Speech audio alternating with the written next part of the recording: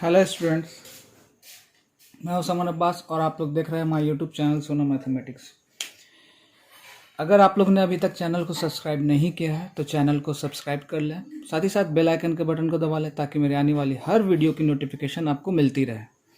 Exercise 3.4 में question number 2 का मैंने 1 से लेके 3 तक क्वेश्चन कंप्लीट कर दिया था। आज जो मैं क्वेश्चन पढ़ाने जा रहा हूँ वो क्वेश्चन नंबर 4।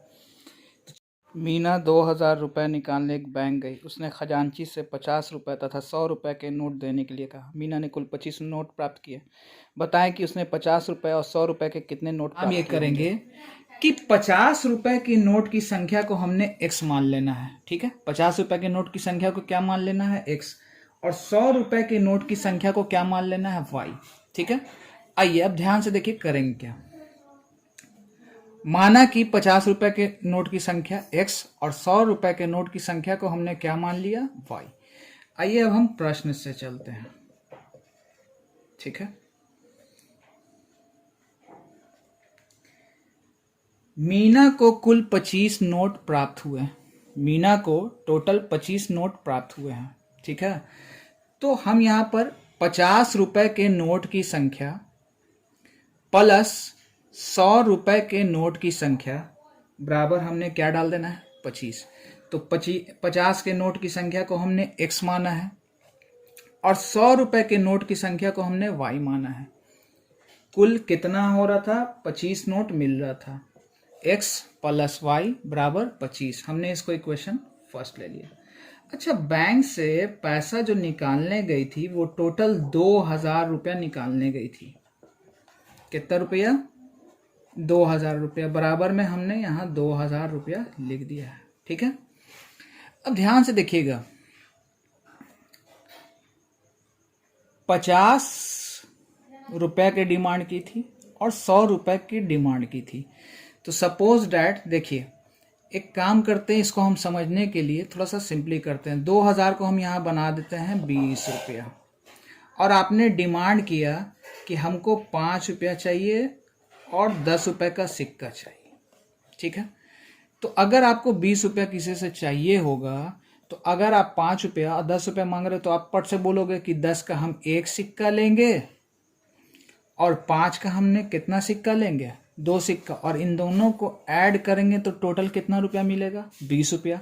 जैसे ध्यान से समझिएगा, हमने डिमांड किया कि 5 रुपये का सिक्का दीजिए और 10 रुपये का सिक्का दीजिए, टोटल हमको 20 रुपया चाहिए। तो आप 10 का कैठो सिक्का दोगे, एक दोगे, और 5 का कैठो सिक्का दोगे। यहाँ हमने संख्या 2 लिखी। ठीक है, अब आते हैं हम अपने मुद्दे पे। सवाल ये था कि हमको जो कैशियर से डिमांड किया है, हमने 2000 रुपये निकालने गई थी मीना।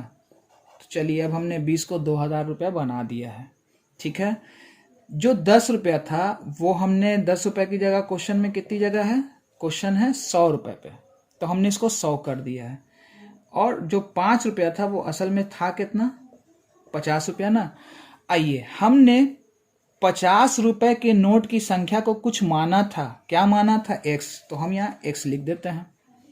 और 100 रुपए की नोट की संख्या को हमने क्या माना था, y माना था ना। इसका मतलब इक्वेशन क्या होगा, 50x प्लस 100y बराबर 2000 रुपया। मैंने इसको समझाने के लिए आपको बताया था। आइए अब देखते हैं कैसे। 50x और 100y बराबर 2000। ध्यान से देखा जाए तो कुछ कॉमन हो रहा है। कॉमन कौन हो रहा है, 50 को हमने कॉमन कर लिया। तो 50 के पहाड़े में 50 कितनी बार में, एक बार में। 50 से 50 कैंसिल, एक बार में। 50 के टेबल में 100 कितनी बार में, 2 बार में। बराबर इसको हम लिख सकते हैं 50 गुना 40। 50 को 40 से गुना करेंगे तो 50 से 50 कैंसिल। x प्लस 2y बराबर 40। ये हो गया इक्वेशन 2। ठीक है, हम इस इक्वेशन को, हमारे पास सॉल्व करने की बहुत सारी विधि है। फिलहाल हम इसको सॉल्व करने जा रहे हैं विलोपन विधि पे। देखिए, इस x के आगे है प्लस और इस x के आगे भी है प्लस। हम इस x की बात कर रहे हैं। ठीक है, ध्यान से देखिएगा, दोनों x के साइड है पॉजिटिव साइन, इस x के आगे भी पॉजिटिव साइन, इस x के आगे भी पॉजिटिव साइन, तो हम समीकरण को क्या कर देंगे, घटा देंगे। समीकरण 1 में से समीकरण 2 को हम क्या कर देंगे, माइनस। तो चलिए देखते हैं। पहला था x प्लस वाई बराबर 25, देखिए समीकरण 1 x प्लस वाई बराबर 25, और सेकंड कौन है, x प्लस 2y बराबर 40। ठीक है, plus minus minus, plus minus minus, plus minus minus. ठीक है, ये x कैंसिल हो जाना है क्योंकि एक पॉजिटिव में है और एक नेगेटिव में है। अच्छा, ये जो प्लस है कन्वर्ट हो चुका है माइनस में, तो -2y में से एक y जाएगा, क्या बचेगा, -y। 40 में से 25 को घटाएंगे तो क्या बचेगा, 15, और बड़ा कौन है, 40, इसलिए इसके आगे का माइनस लेंगे, और ये माइनस हो जाएगा कैंसिल, यानी y का वैल्यू कितना निकला, 15। y का वैल्यू कितना निकला, 15। इस वैल्यू को हम समीकरण 1 में या चाहे तो समीकरण 2 में रख सकते हैं। ठीक है, समीकरण 1 में या चाहे तो समीकरण 2 में। तो चलिए हम इस वैल्यू को समीकरण 1 में रख रहे हैं। आप लोग लिख लेंगे समीकरण 1 में y का मान रखने पर, समीकरण 1 में y का मान रखने पर। ठीक है, तो चलिए x प्लस y का वैल्यू कितना निकला था, 15 ना, 15 रखा, और कितना था, बराबर 25। प्लस 15 इधर आ जाएगा तो हो जाएगा 25 माइनस 15। 25 में से 10 गया, कितना बचा, भले 25 में से 15 गया, कितना बचा, 10। इसका मतलब 50 रुपए के नोट की संख्या टोटल हुई 10, और 100 रुपए के नोट की संख्या y। आप लोग को लास्ट में लिख लेना है 50। चलिए देखते हैं क्वेश्चन नंबर 5। किराए पर पुस्तक देने वाले किसी पुस्तकालय का प्रथम 3 दिनों का नियत किराया है तथा उसके बाद अतिरिक्त दिन का अलग किराया है। सरिता ने 7 दिनों तक पुस्तक रखने के लिए 27 रुपये अदा किए, जबकि सुसी ने 5 दिनों तक रखने पर 21 रुपये अदा किए। तो नियत किराया और अतिरिक्त दिन का किराया ज्ञात करना है। चलिए बनेगा कैसे, कि नियत किराए को हम लोग मान लेंगे x, माना कि नियत किराया बराबर x, अतिरिक्त दिन का किराया बराबर y। नियत किराए को हमने x मान लिया, अतिरिक्त दिन के किराए को हमने क्या मान लिया, y। चलिए अब हम सॉल्व करते हैं प्रश्न से। तो सबसे पहले आप लोग लिख लेंगे नियत किराया x और अतिरिक्त दिन किराया y। चलिए अकॉर्डिंग टू क्वेश्चन, ठीक है, सरिता जो है 5 दिन 1 सप्ते के लिए पुस्तक ले जा रही है। कितने सप्ते के लिए, 1 सप्ते, 1 2 3 4 5 6 7। क्वेश्चन को जैसा आप ध्यान से पढ़ लेंगे, 3 दिन का किराया क्वेश्चन में है, नियत है। 3 दिन का किराया जो है वो नियत है, तो नियत किराए को हमने क्या माना है, x। अतिरिक्त यानी बचा हुआ, तो 7 दिन में से अब आप देख सकते हो क्या दिन बच गया, 1 2 3 4 दिन बच गया ना। इसका मतलब नियत किराया x, अतिरिक्त दिन कितना, 4, अतिरिक्त दिन किराए को हमने क्या माना है, y, और टोटल कितना रुपए अदा करना पड़ रहा है, 27। यानी पहला जो इक्वेशन होगा x प्लस 4y बराबर 27, क्योंकि 3 दिन का किराया नियत है वो x हो गया। अब आइए यहाँ 4 कैसे बचा, तो आप देख लीजिए 1 2 3 4। अतिरिक्त दिन के किराए को हमने क्या माना हुआ था, y ना, 4y, यानी 4 दिन बच रहा है। इन दोनों का मिला के टोटल कितना रुपया अदा किया, 27 रुपया सरिता ने अदा किया था। अब आइए क्वेश्चन का अगला पड़ाव। सुसी नाम की एक लड़की है जो 5 दिन के लिए पुस्तक ले जा रही है। कितने दिन के लिए, 5 दिन के लिए। चलिए अगेन अकॉर्डिंग टू क्वेश्चन, पुनः प्रश्न से। चलिए तो 3 दिन का किराया तो नियत है, हम x रख लेंगे। अतिरिक्त दिन कितना बचा, तो आपको दिख रहा होगा हमने 2 कॉलम छोड़ा हुआ है, 2 बॉक्स हमने 4 और 5 को छोड़ा है ना। 5 दिन के लिए पुस्तक ले जा रही थी, 3 दिन का तो किराया नियत है, बचा क्या दिन 2y यानी x प्लस 2y, और कितना रुपए क्वेश्चन के हिसाब से वो दे रहा है 21 रुपया। ठीक है, 5 दिन के लिए अगर ले जा रही है तो 21 रुपया अदा कर रही है।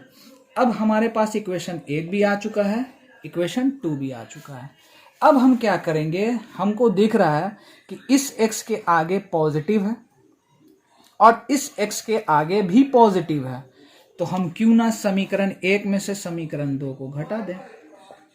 समीकरण 1 माइनस समीकरण 2, x प्लस 4y बराबर 27, x प्लस 2y बराबर 21। अब आप ध्यान से देखिएगा, plus minus minus, plus minus minus, plus minus minus. ठीक है, और ये जो बीच वाला सिंबल है, अब इससे हमारा कोई मतलब नहीं है। असल में ये प्लस जो है कन्वर्ट हो चुका है माइनस में, और ये जो प्लस है ये कन्वर्ट हो चुका है माइनस में। ये x कैंसिल हो गया। क्यों? क्योंकि ये x पॉजिटिव में है और ये x निगेटिव में है। तो जैसे कि 2 में आप 2 घटाते हो 0, 4 में 4 घटाते हो 0, तो x में से 1 जाएगा, क्या बचेगा 0।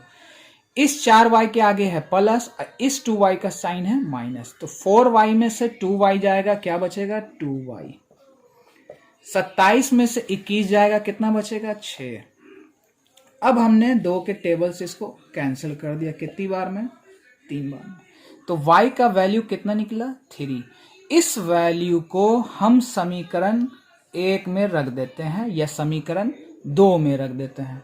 तो फिलहाल हम इसको रखने जा रहे हैं समीकरण 1 में। ठीक है, चलिए समीकरण 2 में रख देते हैं, हटाइए। कितना निकला है 3।